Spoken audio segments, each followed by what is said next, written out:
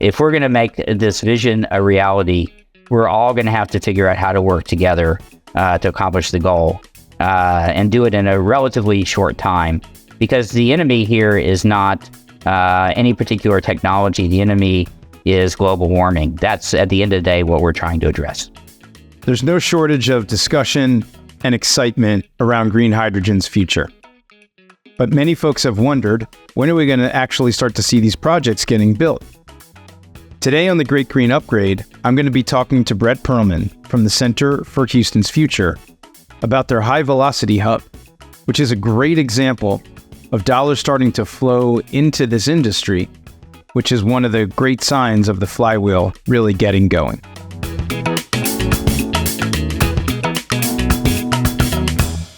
Hi, welcome to The Great Green Upgrade. I'm Jake Susman, CEO of Ambient Fuels. Hey, Brett, how's it going? Hey, Jake. Good to see you. Thanks for having me. Glad you're here. So tell us about the kind of origin story around the Center for Houston's Future and specifically what eventually led you to green hydrogen, or clean hydrogen for that matter. Well, let me give you, it's really kind of wrapped up in my career. I have a background in public policy. I started as a management consultant many years ago, and then ultimately transitioned into a role at the Public Utility Commission of Texas when we restructured the electric market in Texas. And I just saw the power of markets from that experience. And so fast forward about 10 years later, climate was becoming a big issue. And I wanted to refocus my career on thinking about climate change. And so I joined the Center for Houston's Future, which is an economic development nonprofit, really because it has the creme de la creme of the energy industry. And I really saw the power of taking some of the things I had done previously in my career and then applying them to energy and climate to try to make Houston become a leader in decarbonizing the globe. And so that's really the vision that I came to with the center, the experience I had, over 20 years ago in looking at the power of markets and the need basically to change our energy system to start to address climate change. And I really saw the Center for Houston's Future as a platform for starting to do that. That's interesting. And from there, Brett, drill down a little further, specifically around the hydrogen vision, please. And how did you position the center on that? Happy to. So I've been at the center now for 7 years. When we started, if you can take yourself back to maybe 2016, 2017, the U.S. had just pulled out of the Paris Agreement, that historic agreement, which was the foundation for all the work that's being done across the globe on climate. So kind of an interesting time to be joining a nonprofit focused in Houston on climate, the head of basically the heart of the oil and gas industry. But I really saw a lot going on in Houston, a lot that we could build on. And so we actually started with some work to try to understand what does climate change mean and what does the energy transition mean to a global oil and gas capital. And what we quickly discovered is that there were a number of assets that we had in the portfolio in our community which could be leveraged for addressing climate change. And one of them that no one was focused on was this idea of clean hydrogen, this idea that hydrogen is, as Bill Gates calls it, the Swiss Army knife of the energy transition. And Houston produced about a third of the hydrogen across the country, about 4% of the hydrogen globally. So wow, it was a big producer of hydrogen. The issue is that all that hydrogen produced a lot of CO2. About 25% of the emissions in the Houston region, carbon emissions, come from hydrogen. And so here was this opportunity basically to take this enormous resource that we had in Houston, the pipeline assets, the can-do attitude that we have, the focus on markets, and really start to address climate change. And so that's how we slowly came to this idea that Houston could become a global leader in clean hydrogen. And that's what we've really been focused on for the last 5 years, to try to make that vision that we had And we started with almost 7 years ago a reality. And you took a huge step towards making that vision a reality in being selected as one of the DOE's hydrogen hubs. So your HyVelocity Hub is one of the, 7 hubs out there that have been selected? Yeah, it's 7. There were 80 applicants and 7 were chosen. But that's kind of a little bit of a story in itself, because when we started down this journey to thinking about the role that Houston could play in hydrogen, no one was focused on Houston. People were focused on Australia. They were focused on the Mideast as perhaps global centers for clean hydrogen. So the first thing we had to do is we had to basically literally put ourselves on the map. And we did that by putting a white paper together. We call it Houston, the Global Epicenter for a Clean Hydrogen Ecosystem. And the idea of that epicenter was really to have a calling card, to have a vision for what we were trying to create in Houston. And it's still on our website. People can download it and take a look at it. I think it's still a great document. We put that document together with over 100 subject matter experts, and we had a lot of help on creating that vision. And then along came the Biden administration with the bipartisan infrastructure law, which then put together a package of funding that included funding for clean hydrogen. So we had the vision, now we had the funding source, and what we needed was that name. So where did HyVelocity come from? The idea of HyVelocity is the idea that we in Houston are moving at a really rapid pace to decarbonize the energy system. And HyVelocity is not about necessarily creating something new. It's about acceleration. It's about accelerating all the infrastructure and the intellectual capital that we have. And so when the DOE released its announcement for funding for hydrogen hubs, it's $8 billion that they're spending on creating. In the bill, it said at least 4. They actually chose 7 hydrogen hubs. We thought this was an amazing opportunity for us to take the vision we were creating in Houston about how Houston could accelerate the development of this new industry, which in fact is 80 years old because hydrogen has been around for a long time, and really become a global leader in it. And that's the origin story of HyVelocity. And so we went around attracting companies, telling the story, asking companies if they wanted to be part of it. And ultimately, we were able to work with 7 companies who joined the application. And I think it's the largest application that DOE has. It's about 5,000 tons a day of clean hydrogen. DOE was looking for about 100 tons a day in each of the applications. And so we far exceeded that. And in fact, I think what we put together was much broader in terms of the geography that DOE was looking for. They were looking for more of a site. We actually gave them 9 sites, stretching all the way across the Gulf Coast region, all the way from Corpus Christi, south of Houston, into Baton Rouge and Lake Charles to the east. And so I think when we presented this idea of accelerating the clean hydrogen revolution to DOE using existing infrastructure with 9 projects and 7 name brand companies, they found that vision very compelling. And so that became the basis for what we're doing with HyVelocity. And what does success look like for HyVelocity? That is a really good question. I think success would look like not only getting the projects that we're working on up and running, because at the end of the day, if we're successful with the development of these projects, that will be great for the projects. But what we're really after is creating an industry here.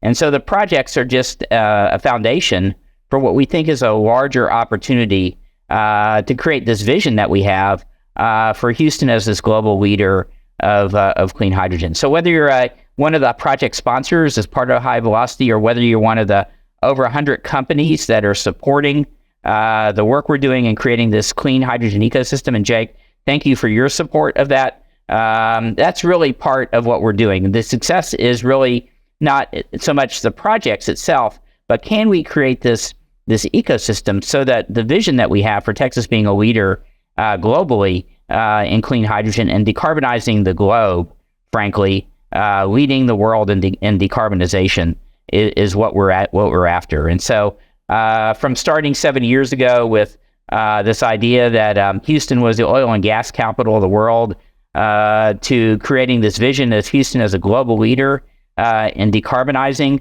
the entire industrial sector and showing the world how to do decarbonization right. I mean, I think that is what we're trying to accomplish with HyVelocity and the work we're doing at the center. Super. And now that we've kind of talked about the big picture and the long term, I think we're all aware that the clean hydrogen ecosystem, has its challenges today. What simple fix would you make to really get the flywheel going fast on the sector overall? Yeah, this gets back to this idea of acceleration, and I think we have gone up and down the hype cycle. I think if people are familiar with new technologies, I've been studying new technologies for almost 30 years now. Back to the time when I was a management consultant and was working at Compact Computer, a company that no longer exists anymore, but was a leader in the computer industry. You start to realize how fast these technologies change and how fast the industry can change. And we go through these cycles, what I just call the hype cycle, where there gets to be a lot of interest in this, and then reality sets in. And then ultimately, we get to something very pragmatic, which is what the real market is going to be. And that's kind of what we're going through, I think, in hydrogen now. So the thing that we really need to do to accelerate the development of this is to get some projects on the ground to prove that this is a real industry, that we can get down the cost curve. And Jake, you're doing a lot of great work in this area to reduce the cost of hydrogen, to prove to end-use customers that they can use this as a tool in their decarbonization strategies, and that it's not going to cost them an arm and a leg, because that's really the big driver. I think we can do this. We can produce really massive amounts of hydrogen, and I think if you look at the number of projects that are being proposed on the Gulf Coast, you'd see that. But the challenge is going to be on the demand side. It's really on getting customers to be part of the story that we're trying to create, to come in and be part of the revolution, and to believe that this is a important tool for addressing the need to decarbonize our energy systems, but doing it at a reasonable price. So we have to balance those two goals, the idea of economics and the idea of climate. That's kind of what we're trying to accomplish at the center. And so if we can get some of these projects launched and up and running, and show the world that we can get down that learning curve really quickly and attract customers, I think that's what we need to get this flywheel moving faster, is both the supply and demand. We're in violent agreement on that, Brett. Here at Ambient, we think that the key to decarbonizing hard to abate sectors, as they're often called, is to show them value and get the price right. To that end, the IRS issued its guidance on how the hydrogen tax credits are going to work. Do you think they struck the right balance with the way that they've issued that, or are there improvements you think could be made? Yeah, this is the big question right now. And I think, as I was describing this hype cycle, we were at the top of the hype cycle last year. We were just at a conference at Stanford, and when this whole issue of what we now call 3 pillars first came up, where I first heard about it. And, there was a lot of excitement around this idea of green hydrogen. And Jake, I know that's what you're focused on, green hydrogen, green ammonia. And I think what we have now had with the some of this guidance is a dose of reality. I think where the Treasury is headed is interesting. It's where we want to go. Ultimately, we want to use renewables basically as the fuel, if you will, for green hydrogen. We need to do that in order to address our decarbonization goals. But I think we can't make the perfect the enemy of the good. And I think that's one of the challenges that we have in terms of what the Treasury has proposed. They're proposing a future end state, which frankly may exist actually in Texas because we have lots of renewables. That's what we did when I was on the commission. We created this market that really has become a global leader in renewable energy. And so we could probably do it in Texas, but it's going to be hard to do in the rest of the country, much less the rest of the world. So while I think the goals that the Treasury has laid out are laudable goals, this idea of additional renewables, this idea of deliverability within the market, and then this idea of hourly matching. These are all things that we should are aspirational, but to take them and to require them in an industry which is just getting started, I really do think there's a disconnect, and I think that has led to the backside of that hype cycle, as I was describing before. We're approaching much more reality today in terms of what can be done. And so what I would really like to see is I would like to see the IRS keep the framework that it has with the 3 pillars that have been announced, but really give the industry time to get started, because that's really what we need. There's a lot of capital that's out there that's looking at potentially investing in this. In fact, today I'm in New York at the Bloomberg New Energy Finance Conference, and the whole idea of that conference is how do we get investors who are interested in both making a return and addressing climate change, how do we give them projects that are financeable? And I think my fear is that if we tighten this down too much at first, the industry, the Wall Street, and the private equity community and the infrastructure funds are going to take a step back and say, wow, this is just too hard. And so I would rather see us get the industry started to attract lots of capital to the industry to invest, to create a healthy industry. And then once we've done that, we can certainly start to work on, over some period of time, meeting that vision that we have, the collective vision that we have for making sure that that all the hydrogen we're producing is all having a positive impact on the reduction of greenhouse gases, because that's really the goal we're after. If we're not achieving a reduction in greenhouse gases from using clean hydrogen, then we're not accomplishing the goal that we set out for. So that's kind of my take on where we are on 45V. I'm hopeful that the IRS and the White House, frankly, where this is being driven from, because I know the hydrogen hubs were asked to comment on this, and I think the 7 hubs were very frank, and then some hubs, such as California, even submitted their own letters, as did many companies, indicating that this is a journey, not an endpoint, and we really need to focus on the journey as opposed to making the perfect the enemy of the good. Well, as I say, we're in complete agreement, Brett, with your view on the IRS guidelines, and a couple of the points you note we're seeing in real time in our business, where post the guidance being put out the way it is, we're focusing more of our energies on ERCOT and the Gulf Coast, and lightening up in some of the other regions where we had hoped to see green hydrogen, but where we now expect that it'll take quite a bit longer for it to emerge. Another thing, though, that we're seeing, and I'd be curious to hear your take on this, is some of those heavy industry type of clients that we were spending a lot of time with, who were themselves sort of weighing, should I go green? Should I go blue? Should I do something else for my decarbonization strategy?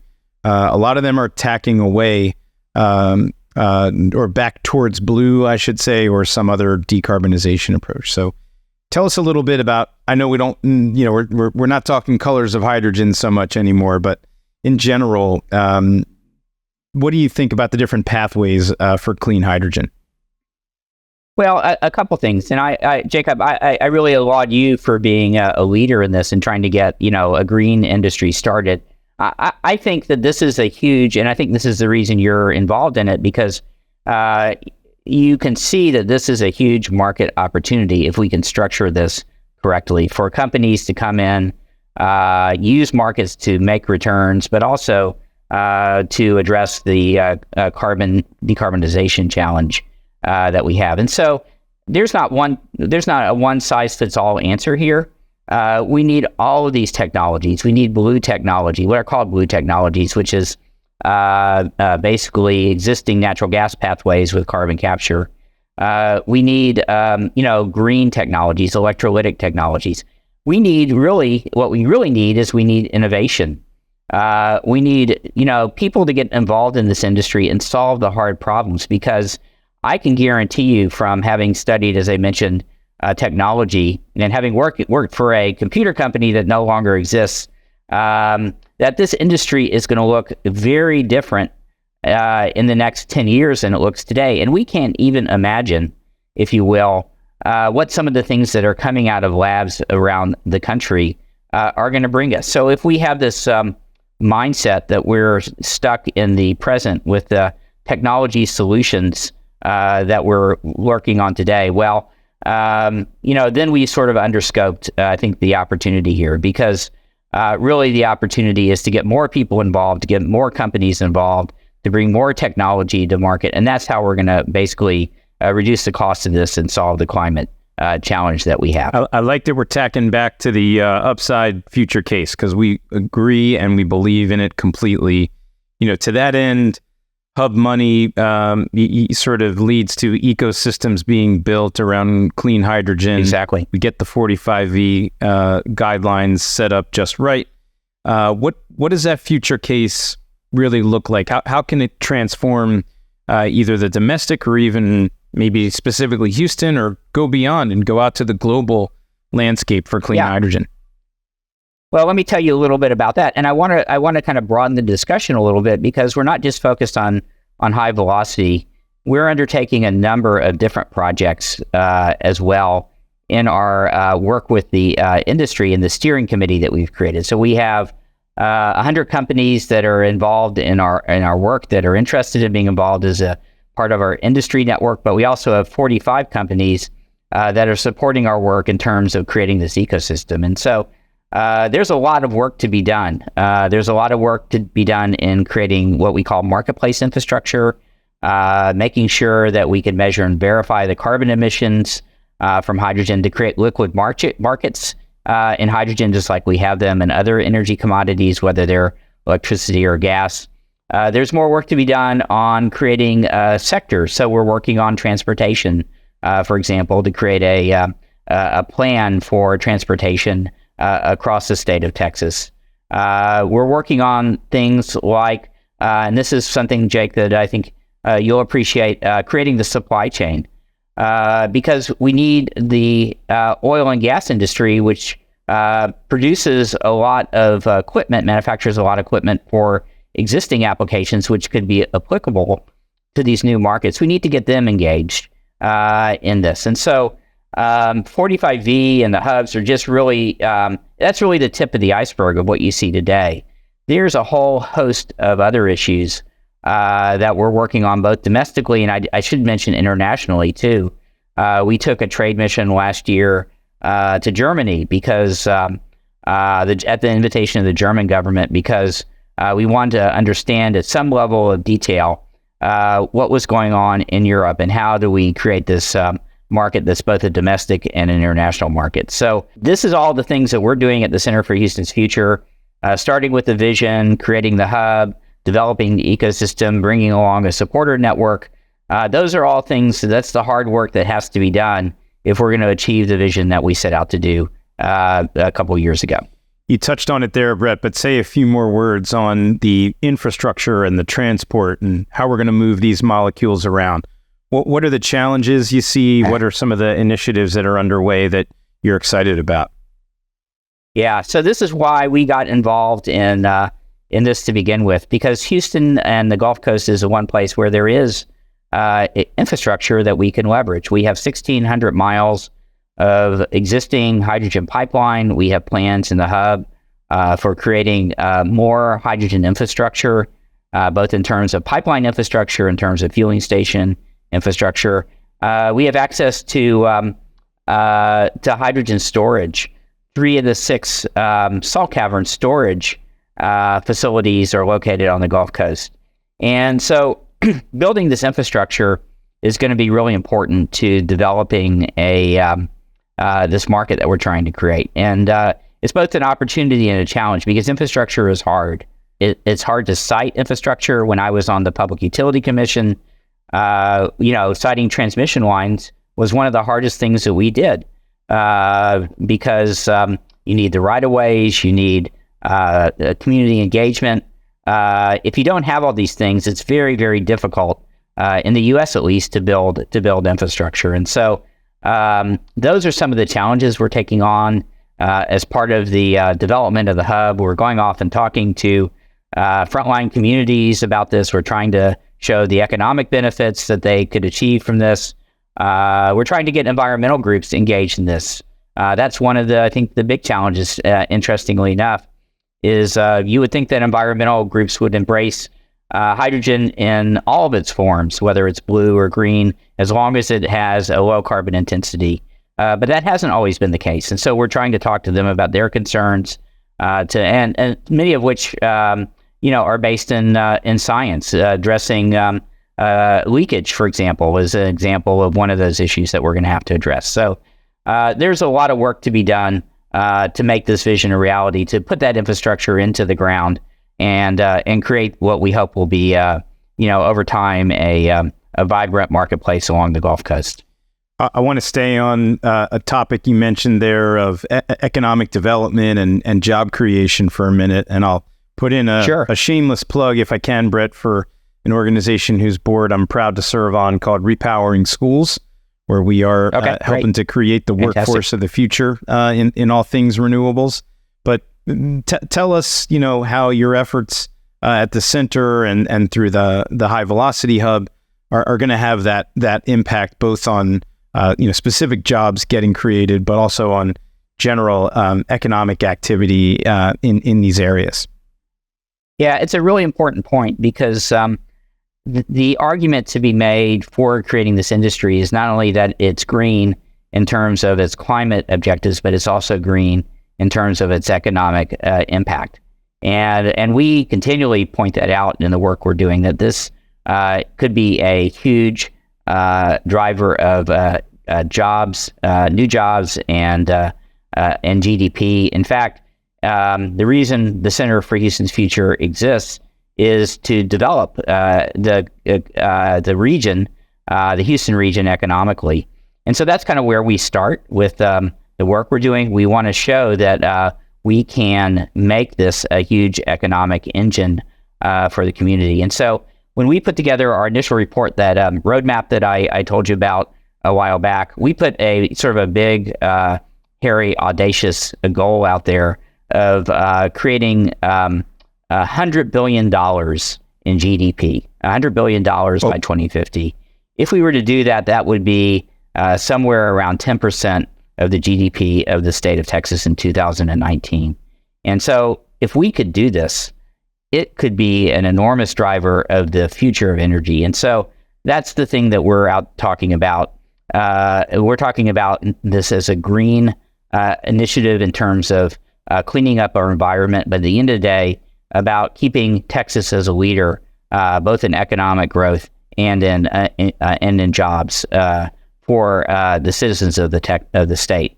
We're expecting to have over 40 million people living in the state of Texas, in the next 15 to 20 years.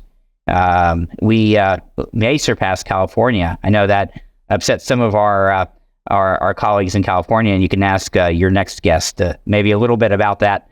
But we really think that Texas can be that place where this can be a driver of our economic growth engine, and also in our economy, and also benefit the environment. And so that's really what we're up to, is that dual meaning of what it means to be green as part of our initiative and our vision for clean hydrogen along the Gulf Coast. And as you alluded to earlier in our discussion, Brett, not only might Texas outpace California in terms of population, but after a strong early start, California is also starting to cede its leadership on renewable energy to Texas as well. You guys just have such a lock on so much of the recent development there.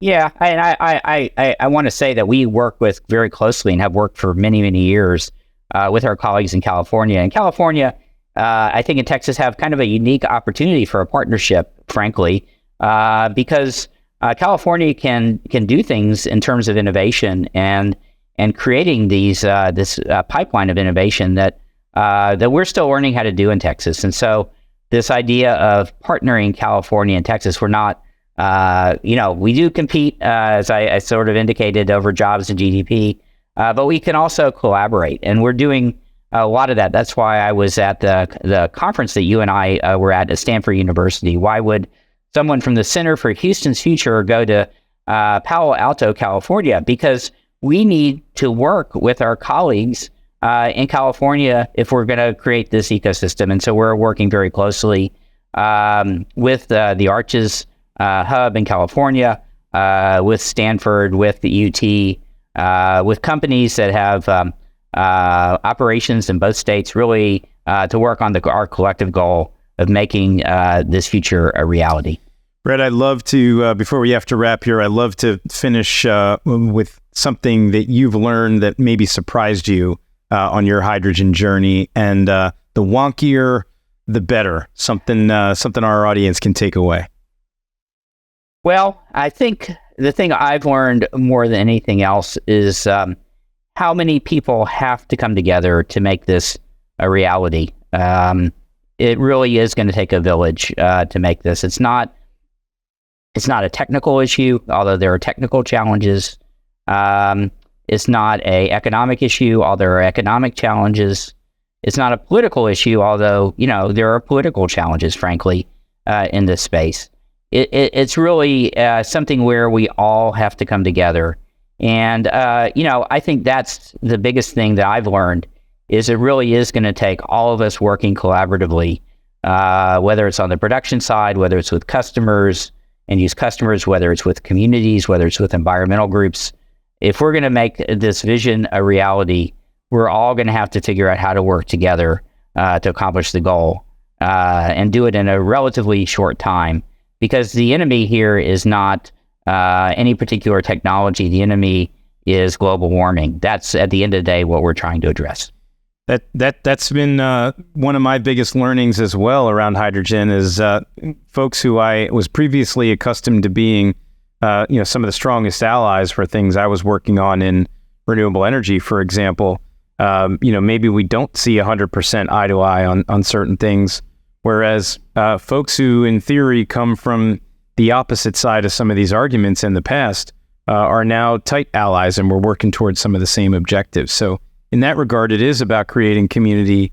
It is about doing outreach to maybe folks who you wouldn't be on your usual suspects list of collaborators. And I think you get a good outcome in the end of it takes a village, right? So that's sort of how we're seeing this all come together. Yeah, and we really look forward to working with you and your team on our common vision and working together. And I'm glad to hear you're coming to Texas, because we'd love to have you here and love to work with you on your projects down here. Fantastic. Brett, tell us if folks want to follow what you're doing there at the center or on the HyVelocity Hub. What's a good way to get in touch with you or track your movements? Yeah, so we really want to have people reach out to us. We have a ton of resources on our website. You can go to our website at futurehouston.org. Download the reports that we've mentioned. We have information on the HyVelocity website, or you can simply send me an email or look me up on LinkedIn. I'm happy to talk, and I do this constantly. I'm happy to talk to anyone and everyone about this issue. So feel free to look at our material, find us on LinkedIn and other social media, or simply connect with us and give us a call. Thanks so much for being with us today, Brett. Enjoyed the conversation. Thanks, Jake. Appreciate it. That's all for today on the Great Green Upgrade. Thanks for joining us, everybody. Please look us up on ambientfuels.com to check out all the other great work we're doing, and we look forward to seeing you next time.